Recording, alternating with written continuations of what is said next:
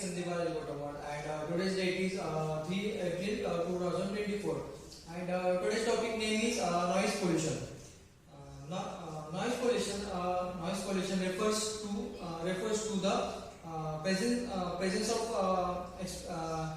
excessive unplacement or destructive sounds in the environment, causing harm or discomfort to humans, animals, or the natural world.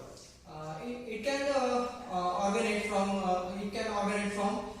various sources, including industrial activities, transportations, constructions, urbanizations, recreational activities, and even household appliances. The key points of noise pollution are first is source of noise. Noise can come from a variety of sources, including traffic, road, air, and rail, industrial machinery, construction activities, airport, railways, recreational activities such as concretes and sports events. Household appliances like vacuum cleaners and air conditioners, and even social gatherings. Then second point is effect on health. Prolonged exposure to high levels of noise pollution can have serious health implications.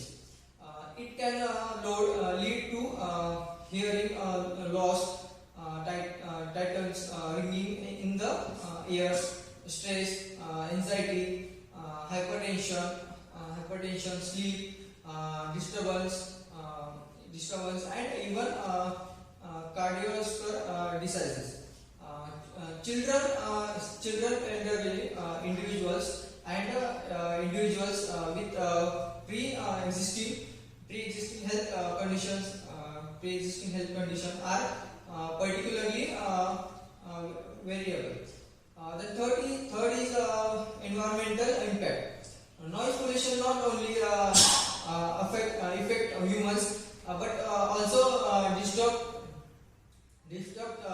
ecosystem and wildlife.